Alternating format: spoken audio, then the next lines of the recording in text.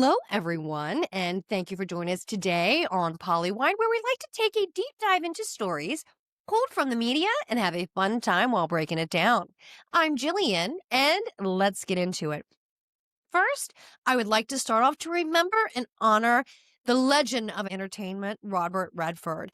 Just the leading man of his time in front of the camera, to a credible director behind the camera, to a lover of the arts who started the Sundance Film Festival for the love of the independent films, and also an environmental activist later on in life. So just a well-rounded, wonderful human being, just an icon of an actor, and just what a loss for the entertainment world. So thank you for everything that you gave us, and what a life. So definitely we want to take a moment and remember such a gift. So thank you, Robert Redford, to his families, our condolences. We were so fortunate to have him with us, and we have such amazing memories in his movies and other actions. But let's just think about All the President's Men. What a great film. Out of Africa, there's just so many. Wow. Such a great actor. So what a huge loss to the world. But let's move on to some other topics. I want to just talk about one other thing that I just am so excited about. And this is going to work our way into the world of sports. Last week, yes, it is true, Randy Moss is back on to give us his opinions and his takes on Sunday football. So yes, my man, Randy Moss, is back on ESPN Sunday NFL Countdown. Thank you, Randy. I am so happy to see you back. We are all thrilled. It just wasn't the same without you. You look great. I hope you are feeling well. And we were with you the entire time when you were off on your medical leave. We were worried about you. We were sending thoughts and well wishes in your direction. And to see you back looking good, feeling strong. And I got to tell you, I've talked about this a million times before. As a girl who is originally from West Virginia, hearing that home West Virginia accent, oh, it is just kisses to my heart. So, Randy, I am happy to have you back. We missed you, Randy, and who loves you, baby? We are happy to have you back. So, it was not the same. It is not the same. I want to say, though, I've thought about this and I've had this conversation. I think, I mean, I love all the guys that do all the NFL shows on Sunday, Monday, Thursday, all the days that's football's on. They're all good. But I think there would be such a great spin-off show if you took Tom Brady, Gronk, Randy Moss, and probably who else could we throw in there? Michael Strahan. I think if you put those four together, just like around a table, just talking sports, smack talking, and I just think that would be such a great commentary. Having those four, like I said, you need Tom Brady, you need the Gronk, you need Strahan, and I need Randy Moss. So you put them there, just let them, freestyle. Talk about the game, go over plays that they're watching, and just riff off of each other, give each other smack. I think that is the show that we're missing. Give it a little bit of a podcast kind of feel. You want it to be free, kind of be an open space. I think that is what we all need. I want to laugh when I watch sports. I want to see them giving each other a little bit of shit. That's what sports is about. If you're not smack talking in sports, what are we doing?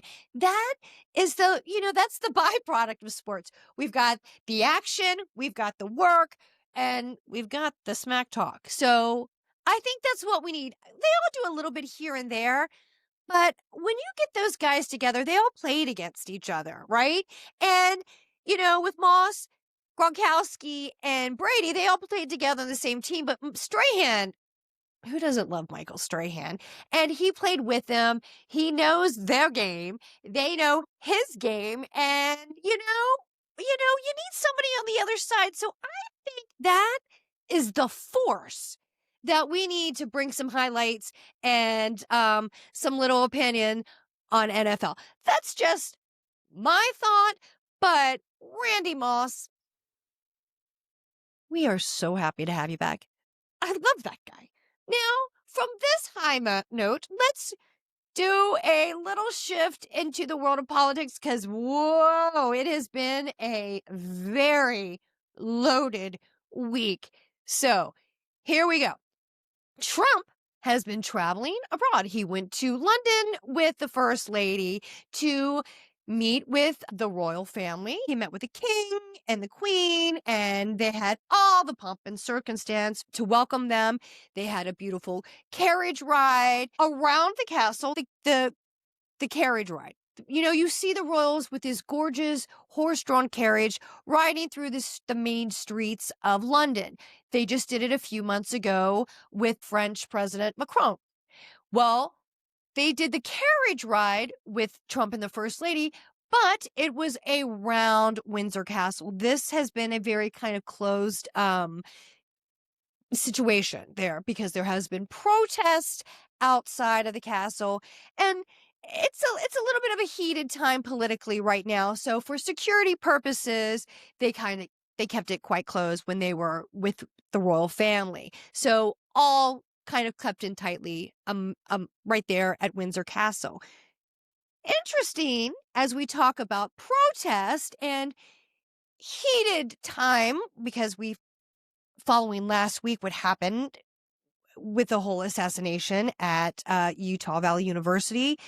Just a horrific situation there. So with everything being heightened, we want to be safe and secure. So everything was cut there. But with the protest outside of the castle going on, there was one silent protest, if you will. And while there was a lot of functions going outside of Windsor Castle, this beautiful event, someone somewhere started projecting pictures on one of the large towers right there at Windsor Castle of Trump and Epstein, Trump, Melania and Epstein. It was a full slideshow. I mean, it was like the collage that everybody makes for like a family reunion. You have the one picture, boom, passes up, pops up nice, bright and wide. Another photo spins in, another one zooms out, zooms in. It was quite the slideshow. So, that was a very passive aggressive move. Silent, no one was hurt.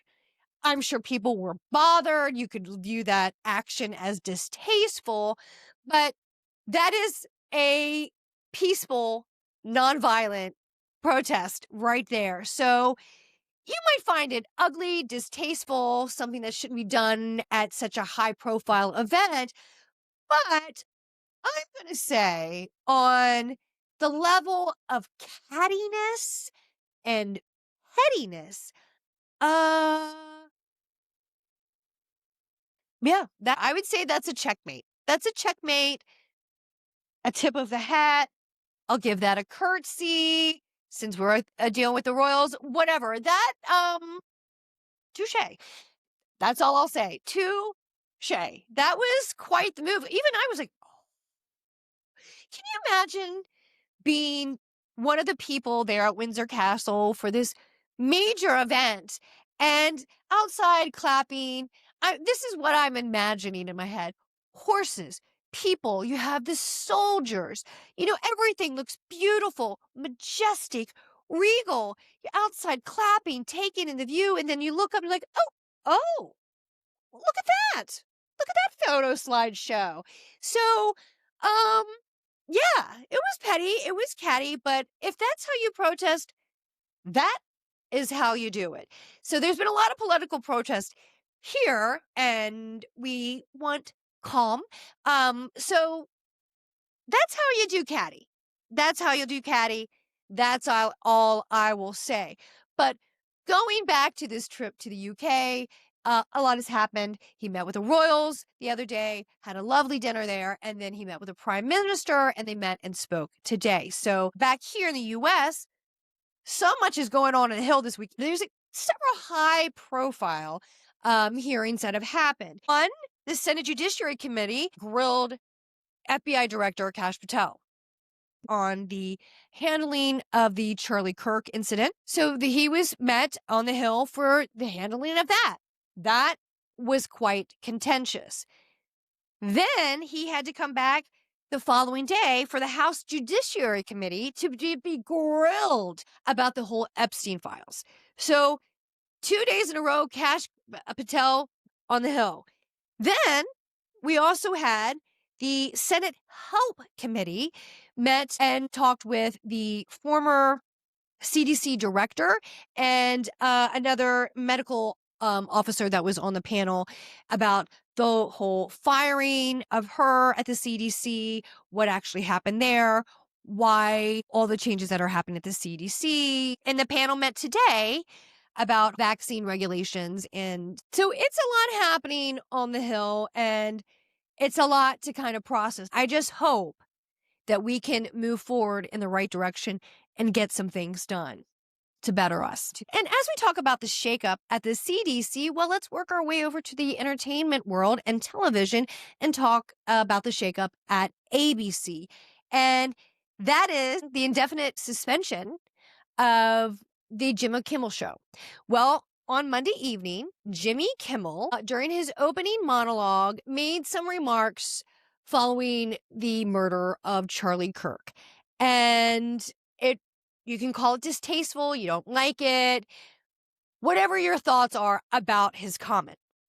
Well, he was yanked from the air, and the next day, ABC, the network, announced that they were pulling his show. Now, this is a tough one. Okay, you don't like his show, that's fine. You don't like what he said, that's fine. You find that it was a hideous comment, distasteful, whatever you feel is fine. But that should be protected under free speech, right? That should be protected under our Constitution. Now, following the Stephen Colbert and now Jimmy Kimmel, you can say Stephen Colbert, his show was canceled or not renewed because of losing money, not having the viewership, whatever. You can say it was a business move. That's one way to look at it. But this is very different. You can say the numbers weren't there, the viewership's not there. You can say that they were losing money, sure. But his contract, from what I read, Jimmy Kimmel's contract was up to be renewed in 2026. Similar with what Stephen Colbert had. His contract was up for renewal the following year. Well, with the Stephen Colbert said, we're just not going to renew the new season. We're going to finish this season out and walk away. Not here. Boom, we're pulling it.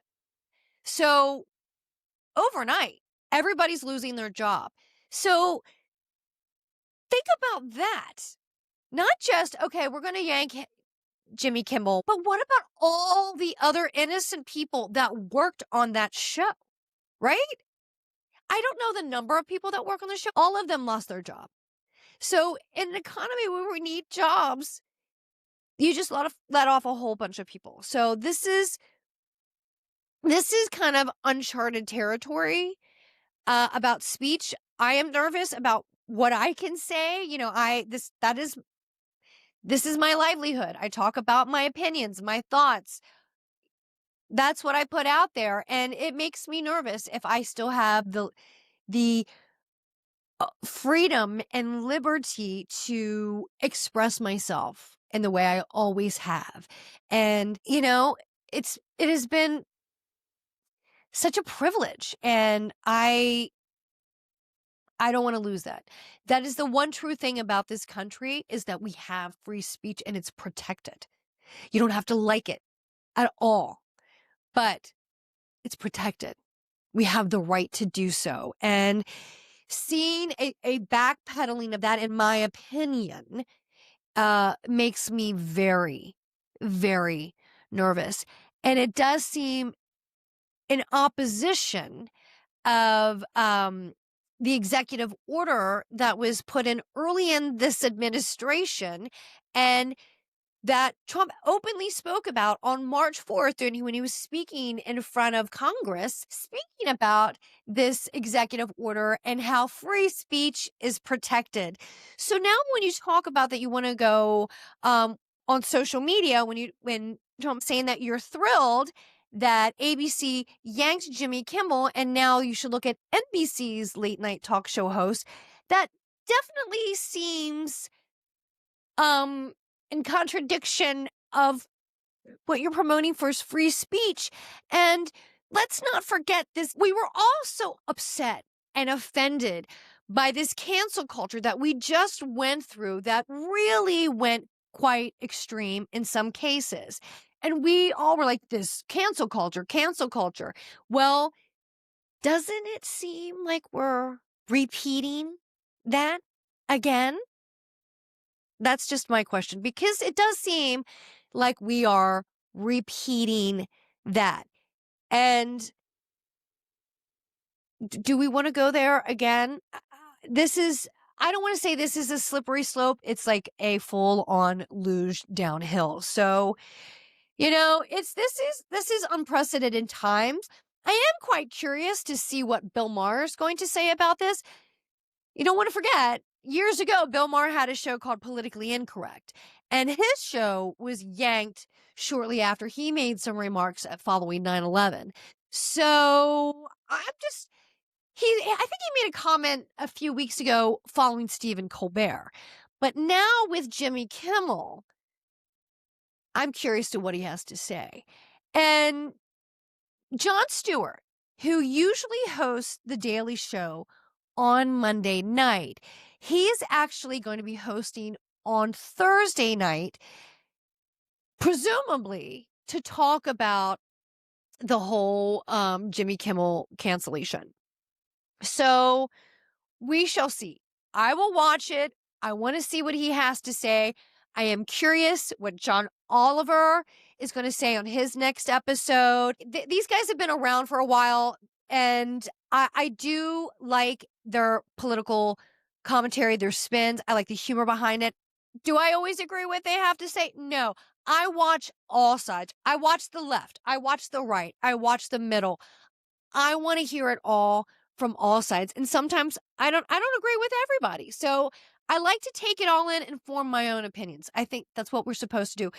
And more importantly, I love the art of debate and conversation. Those are the roots that we want to get back to, right? We want to have the art of debate and conversation.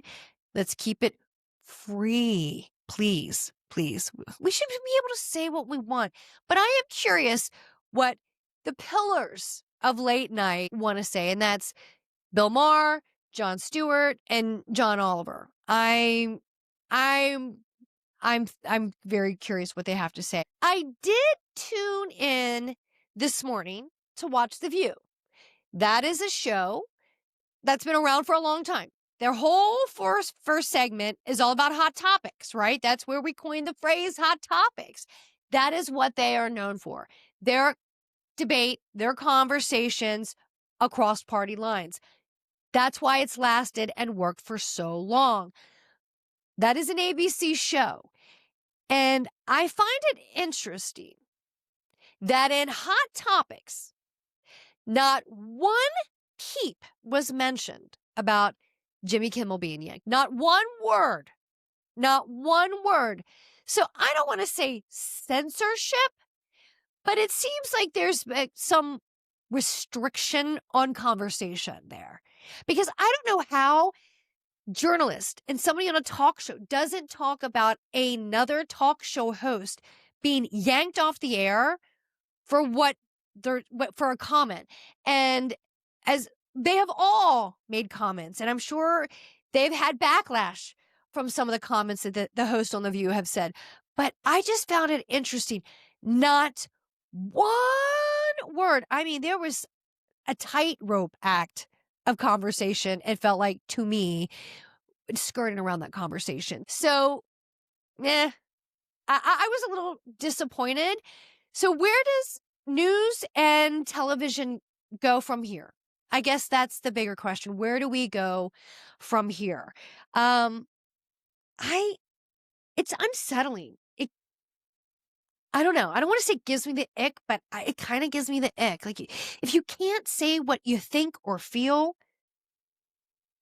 that how do you relate, connect? What are we talking about? I guess that's one hot topic for you today. And as we're talking about Jimmy Kimmel and some of our shows that we like to watch, well, let's get into some other television shows, movies, and documentaries. I've been a little under the weather, and this past weekend and week, I wasn't moving around a lot.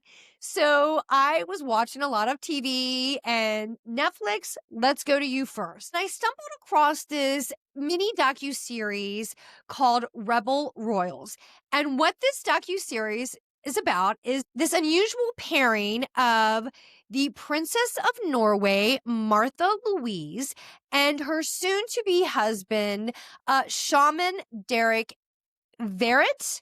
And this docuseries is leading up to the wedding, them filming leading up to the wedding, because this pairing is quite controversial in Norway. And many didn't accept this soon-to-be prince, Martha Louise, Princess of Norway, was married for many years to her first husband, had children, divorced, and a little while after her divorce, he passed away by suicide. Just terrible story. Just horrific what happened to her family, to her.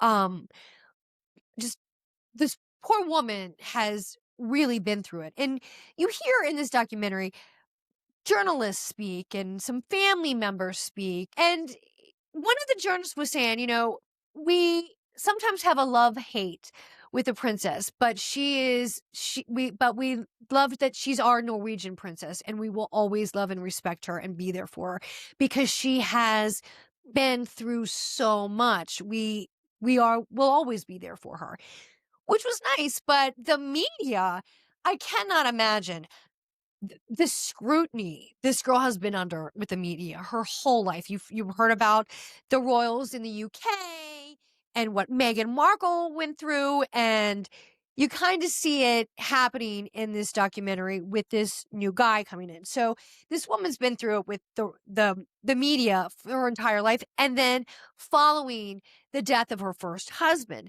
Well, time goes by and she meets this man, Shaman Derek Verrett, and not your typical man that you would think that a royal would meet. And he's eclectic and spiritual, and Shaman Derek talks about what it's like to be the first Black man entering into this long line of royal families, and what a weird world to walk into.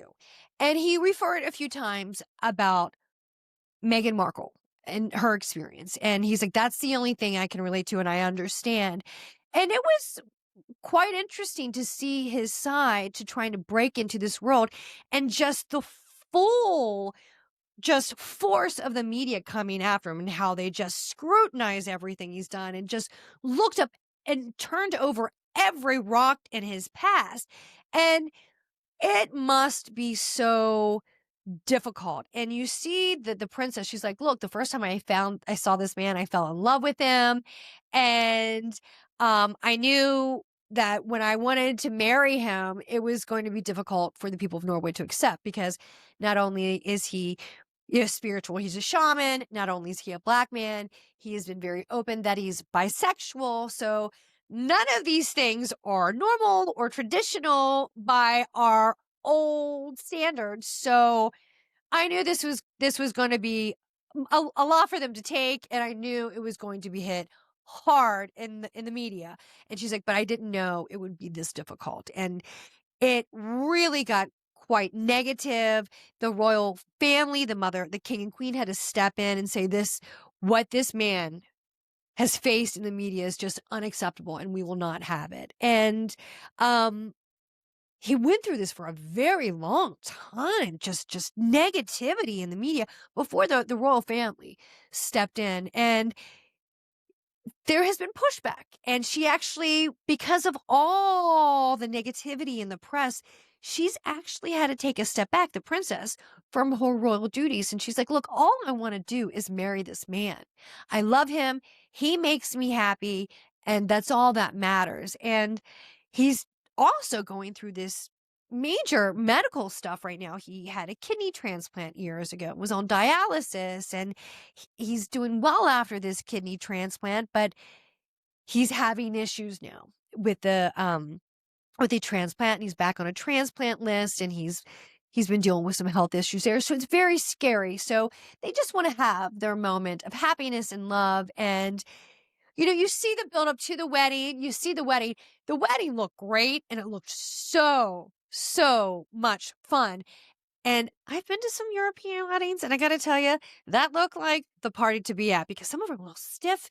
And for a royal wedding, I'm sure it's going to be a little stiff to have all those traditions.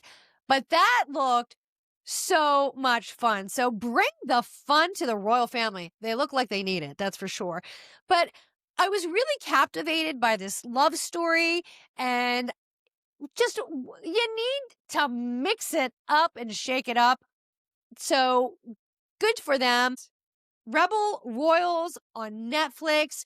Go watch the Princess of Norway marry the man of her dreams. So enjoy it. We all need a good love story. Enjoy that one.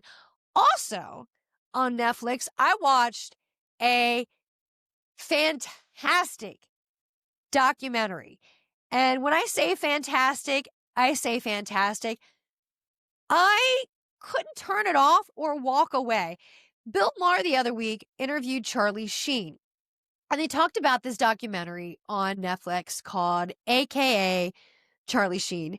And Bill Maher said, it's a 3-hour documentary. I was going to watch it in kind of like segments, because who can sit there and watch 3 hours straight, right? Well, he's like, I did. I couldn't walk away. As soon as I turned it on, I was in it.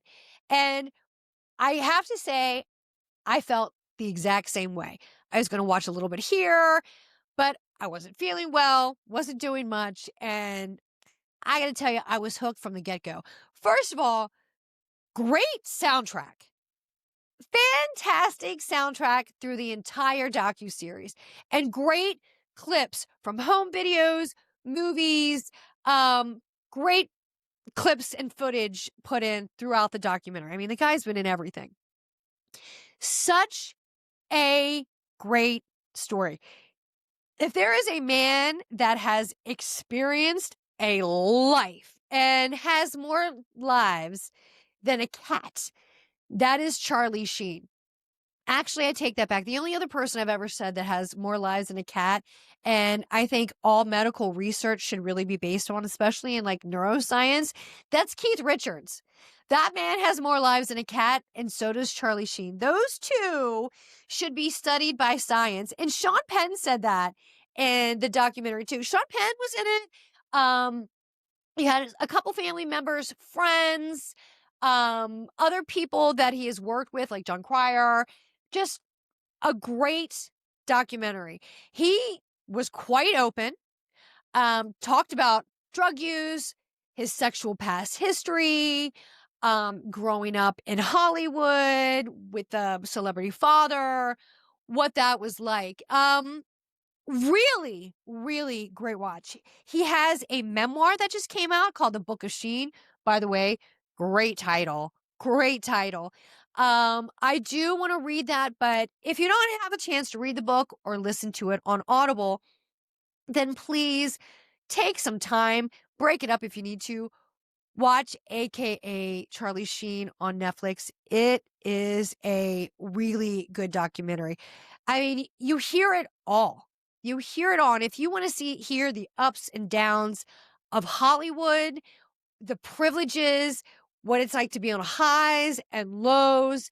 When I say this man has lived a life, this man has lived a life. There is something to be said. Like I said, this comes back to Keith Richards and Charlie Sheen. There's something to be said about sex, drugs, and rock and roll. And whoa, have they lived that life? Wow, what a watch. Go watch it on Netflix. Netflix, you've had some good documentaries lately, so thank you. Also, now let's work our way over to Apple TV, The Morning Show.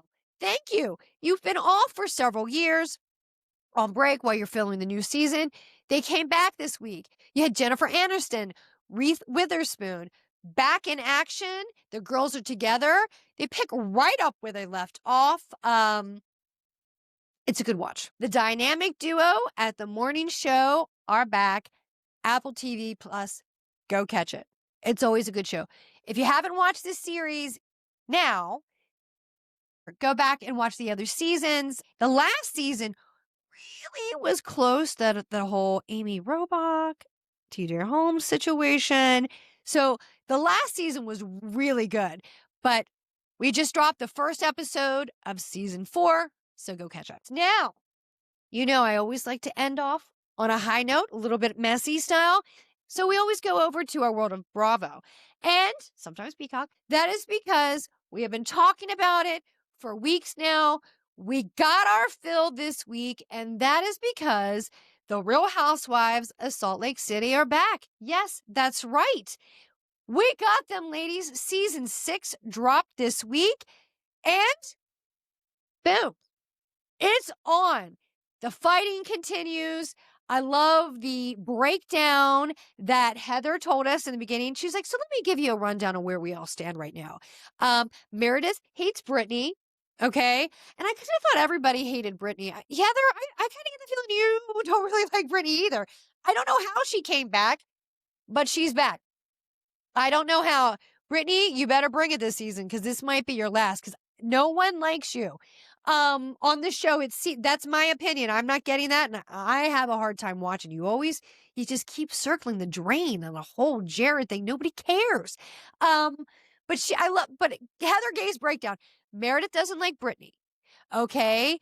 Let's see. Bronwyn, Whitney, and Angie K have an issue with Lisa. So that breakdown was funny. So she's giving the whole laydown. And then, oh God, Mary Cosby.